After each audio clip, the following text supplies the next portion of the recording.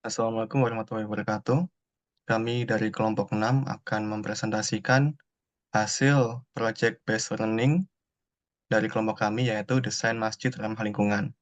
Adapun anggota kelompok kami sebagai berikut. Saya sendiri, Dimas Wibowo, akan menyampaikan pendahuluan, dan ini bagian isi. Pendahuluan. Go Green menjadi gerakan untuk mencegah global warming yang saat ini melanda dunia. Pemanasan global juga telah menyebabkan terjadinya perubahan iklim secara signifikan, seperti pada suhu udara dan curah hujan. Gerakan Go Green yang digalakan ialah penghijauan kembali bumi dan penghematan energi. Gerakan ini juga telah banyak diterapkan di lingkungan-lingkungan seperti perkotaan dan perumahan padat penduduk. Selain itu, konsep Go Green juga telah banyak diaplikasikan pada lingkungan masjid. Namun masih banyak pula masjid yang belum menerapkan Go Green dan kesadaran akan pentingnya fasilitas penunjang dalam masjid. Latar belakang masalah. Program Go Green telah digalakan sudah sejak bertahun-tahun lalu. Namun tingkat kesadaran masyarakat akan pentingnya menjaga masih belum maksimal. Dan terkait penataan ulang seperti pemisahan antara tempat duduk dan sekat antara area wanita dan pria, pencahayaan alami ketika siang dan sebagainya, masih kurang diperhatikan. Maka dari itu, kami dari kelompok 6 akan memberikan ide atau gagasan yang dapat diterapkan untuk mengatasi permasalahan di atas pada lingkungan masjid. Berikut hasil survei. Jumlah penganut agama Islam di Indonesia mencapai 87,2%, dan jumlah tempat ibadah diperkirakan mencapai 800.000 masjid dan musola. Dari data tempat ibadah tersebut, masih banyak masjid atau musola yang dapat diterapkan konsep Go Green dan dioptimalisasi penata ruangan, supaya kualitas ibadah meningkat dan tetap ramah lingkungan. Contohnya pada tempat ibadah yang ada di IPAM Karangpilang. Tempat ibadah yang dapat dioptimalisasi penata ruangan, pemisahan antara tempat wudhu, tempat ibadah, dan pintu masuk pria dan wanita, serta penggunaan material Go Green. Kondisi existing masih kurang layak, seperti tidak ada pemisahan antara area wanita dan pria, dan ruang ibadah yang bersebelahan dengan ruang pompa, sehingga dapat menyebabkan ibadah kurang kusuk karena bising. Berikut dokumentasi existing dari tempat ibadah yang ada di IPAM Karangpilang. Kondisinya masih belum layak dan masih bisa dioptimalisasikan. Baik, selanjutnya akan dilanjutkan oleh teman saya, Mbak Maharani. Silakan, Mbak Rani. Baik, terima kasih ya Mas Dimas. Untuk selanjutnya, saya rumusan masalah. Yang pertama, bagaimana cara merancang program Go Green untuk meningkatkan kepedulian masyarakat dengan mengintegrasikan metode TRIS untuk menyusun alternatif rekomendasi program. Untuk yang kedua, bagaimana cara menata ruang seperti pemisahan antara tempat wudhu dan sekat antara area wanita dan pria. Pencahayaan alami ketika siang dan sebagainya masih kurang diperhatikan. Untuk yang ketiga, pencahayaan alami yang belum maksimal ketika pagi dan siang. Solusi menggunakan atap solar tube. Yang keempat, penggunaan material go green yang belum diterapkan di masjid seperti tanaman lidah mertua dan pohon palem untuk sirkulasi udara yang baik, bambu sebagai rangka atap yang kokoh dan ramah lingkungan, dan vertical garden dengan pot dari daur ulang plastik bekas. Selanjutnya, bagian tujuan. Yang pertama, mengidentifikasi penerapan program Go Green pada masjid. Untuk selanjutnya, melakukan analisis dampak implementasi Go Green di masjid. Dan yang terakhir, menghasilkan solusi dari adanya program Masjid Ramah Lingkungan. Untuk selanjutnya, di bagian batasan masalah. Yang pertama, tidak membahas biaya dari pembuatan masjid ramah lingkungan. Dan yang kedua, responden adalah pengguna masjid. Yang ketiga, tidak membuatkan masjid secara kenyataan. Dan yang terakhir, tidak menuliskan secara detail teknis pembuatan masjid. Terima kasih. Untuk selanjutnya diteruskan oleh Mas Alif. Kemudian metode TRIS. TRIS adalah metode pemecahan masalah dari pengembangan inovasi yang dikembangkan oleh ilmuwan Soviet yang bernama Heinrich Hertzschuler pada tahun 1946. TRIS merupakan singkatan dari Theory of Inventive Problem Solving dalam bahasa Inggris. Metode ini digunakan untuk menemukan solusi kreatif dalam berbagai bidang teknik dan industri. TRIS juga mendorong pencapaian solusi yang mendekati ideal, di mana sistem memberikan manfaat maksimal dengan biaya, energi, dan sumber daya minimal, serta tanpa efek samping yang merugikan. Metode pemecahan masalah TRIS menggunakan matriks kontradiksi. Matriks ini menghubungkan parameter teknik yang ingin ditingkatkan dengan parameter yang mungkin memburuk sebagai akibat dari peningkatan tersebut. Next. Parameter konflik masjid ramah lingkungan. Yang pertama, parameter kontradiksi efisiensi energi. Semakin tinggi penggunaan energi, maka semakin besar biaya dan polusi yang akan timbul. Kemudian kontradiksi pelestarian lingkungan. Semakin banyak sampah yang dihasilkan, semakin besar pula dampak negatif terhadap polusi dan lingkungan. Kemudian kontradiksi material alami. Penggunaan material non-alami atau buatan pabrik cenderung kurang ramah lingkungan dan lebih mahal daripada material alami. Next. Contradiction matrix efisiensi energi. Untuk parameter improving dipakai adaptability or versatility. Kemudian untuk parameter worsening dipakai energi spent by moving object. Kemudian ditemukan solusi nomor 19, 35, 29, dan 13 yang dipakai solusi prinsip yang pertama yaitu segmentasi. Buat sistem ventilasi alami dengan memisahkan dan mengarahkan aliran udara di dalam masjid, misalnya dengan menggunakan jendela yang bisa dibuka pada ketinggian tertentu untuk meningkatkan sirkulasi udara tanpa bantuan AC. Kemudian prinsip 35 transformasi fisik dan kimia properti. Gunakan kaca jendela dengan lapisan reflektif atau kaca rendah emisi untuk memantulkan panas matahari dan menjaga suhu dalam ruangan tetap rendah. Next. Kemudian contradiction matrix pelestarian lingkungan. Improving parameter use of waste resource. Worsening parameter quantity of substance ditemukan solusi nomor 3, 2, dan 28.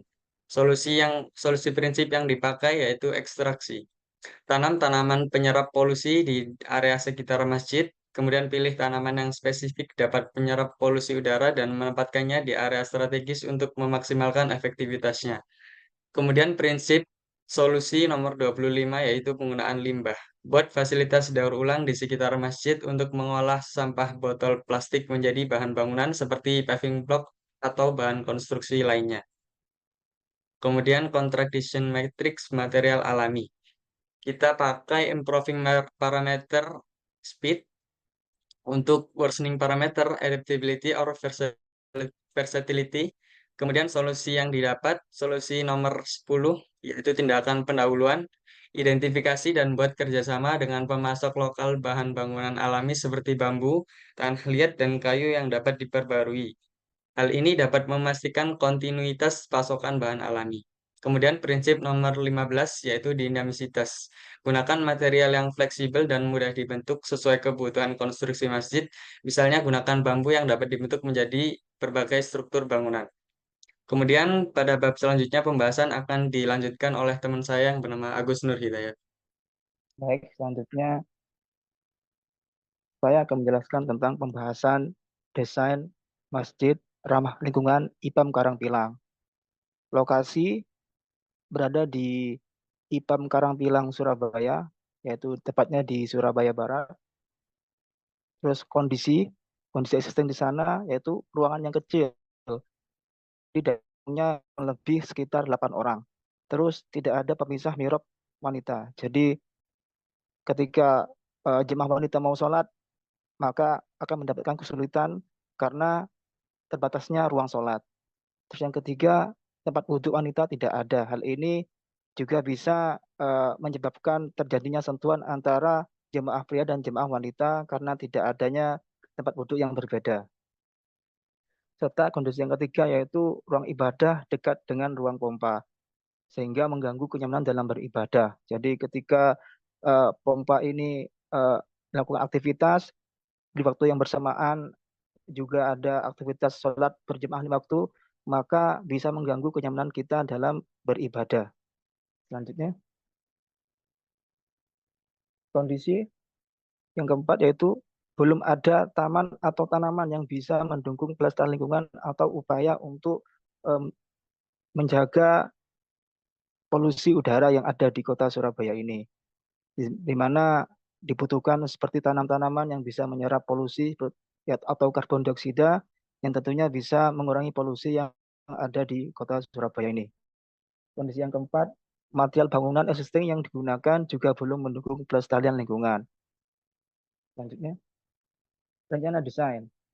Di sini kami kelompok 6 sudah mendesain baik tata ruang maupun dimensi dari bangunan masjid ramah lingkungan yang akan dibuat. Dimensi bangunan berukuran 10 kali 11,5 meter, daya tampung jemaah kurang lebih sekitar 80 orang. Terus ada pemisahan jemaah pria dan wanita dengan membuat perbedaan pintu masuk, tempat duduk, serta ruang sholat yang diberi pembatas mihrab agar tidak terjadi kemungkinan sentuhan antara muslim laki-laki dan wanita. Selanjutnya, sebagian material menggunakan material alami yaitu bambu, serta memanfaatkan botol bekas untuk penggunaan fasad bangunan yang tentunya bisa menjaga pengurangan limbah yang ada di kota Surabaya ini serta menjaga kelestarian lingkungan. Selanjutnya, menanam tanaman penyerap polusi karena di lokasi dekat dengan daerah industri dan juga dekat dengan jalan raya. Next.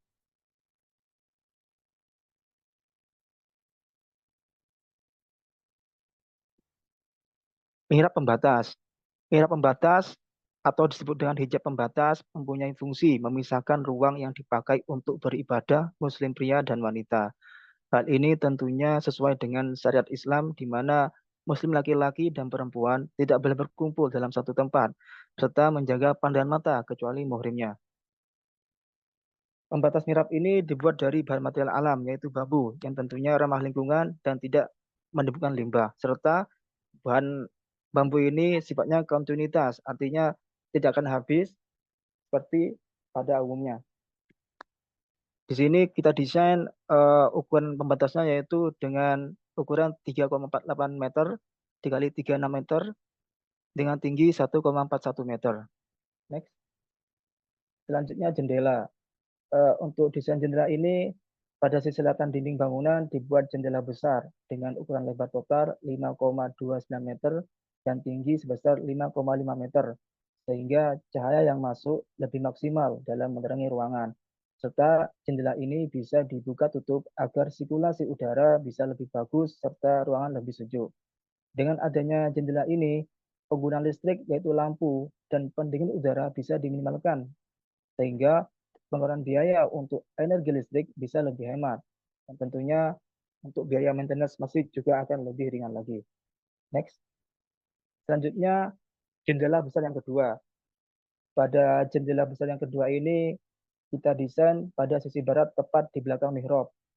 Sama, yaitu dibuat jendela kaca besar dengan ukuran lebar total 8,78 meter dan tinggi sebesar 2,1 meter, sehingga cahaya yang masuk lebih maksimal dalam menerangi ruangan. Serta jendela ini bisa dibuka tutup agar sirkulasi udara bisa lebih bagus, serta membuat ruangan menjadi lebih sejuk. Dengan adanya jendela ini, penggunaan listrik yaitu lampu dan pendingin udara bisa diminimalkan, sehingga pengeluaran biaya untuk energi listrik bisa lebih hemat. Next. Selanjutnya yaitu tempat duduk laki-laki atau pria. Di sini kita mendesain tempat duduk laki-laki berdimensi 7,55 meter dikali 2,55 meter dengan tinggi 3,11 meter. Dibuat tanpa dinding agar terkesan lebih luas serta tidak berdesakan saat antri dalam berwudhu. Di mana kita tahu jika pada saat sholat berjemaah seperti sholat Jumat akan banyak jemaah pria yang melakukan wudhu di sana sehingga ketika dalam waktu yang bersamaan tidak akan membuat rasa sesak atau terasa antri. Juga terasa sejuk karena angin langsung masuk tanpa ada halangan dinding. Material menggunakan bambu yang ramah lingkungan, atap transparan sehingga tanpa cahaya lampu di siang hari sehingga menghemat listrik. Selanjutnya tempat wudhu wanita. Tempat wudhu wanita ini berdimensi 10 meter dikali 1,77 meter dengan tinggi 4 meter. Di mana pada tempat wudhu terdapat pintu masuk yang bisa langsung masuk ke masjid. Berbeda dengan tempat wudhu pria tadi, untuk wanita ini diberikan dinding. Hal ini sama untuk menjaga syariat Islam di mana menghindari terjadinya pandangan mata, tetapi walaupun terdapat dinding udara tetap sejuk. Dinding karena fasad depan berbentuk kisi-kisi sehingga udara bisa tetap masuk. Untuk kisi-kisi fasad depan dan rangka atap kita menggunakan material bambu, yaitu material yang ramah lingkungan. Penutup atap dibuat transparan agar cahaya bisa masuk. Serta pada bagian fasad kisi-kisi juga ditambahkan vertical garden, yaitu memanfaatkan sampah botol bekas sebagai tempat tanaman sehingga kita bisa mengurangi limbah yang dibuang serta juga masjid turut serta menjaga kelestarian lingkungan. Selanjutnya, tanaman dan pohon. Pada bagian luar bangunan masjid, di sisi barat dan selatan ditanam pohon palem kuning dan tanaman lidah mertua, di mana kedua tanaman ini secara ilmiah bisa menyerap karbon dioksida atau CO2. Hal ini dikarenakan di sekitar lokasi masjid berada di kawasan industri serta dekat jalan raya, sehingga masjid juga turut serta melakukan upaya penurunan polusi udara. Berikut ini adalah hasil desain akhir dari tampak masjid, dari bagian dalam, bagian luar, serta bagian kedua sisi luarnya. Yang terakhir yaitu next kesimpulan. Jadi dari hasil PJBL kelompok 6 ini bisa kami simpulkan bahwa pentingnya kesadaran akan perlindungan lingkungan dalam praktek keagamaan dengan dibangunnya masjid yang ramah lingkungan umat muslim dapat berkontribusi dalam menjaga alam serta mengurangi dampak negatif terhadap lingkungan. Yang kedua, biaya pembangunan dan pemeliharaan bisa lebih murah karena penggunaan energi listrik yang minim, serta penggunaan material alami, serta mendaur ulang sampah yang bisa dimanfaatkan dalam pembangunan masjid. Baik, demikian presentasi dari kelompok 6. Terima kasih atas perhatiannya. Wassalamualaikum warahmatullahi wabarakatuh.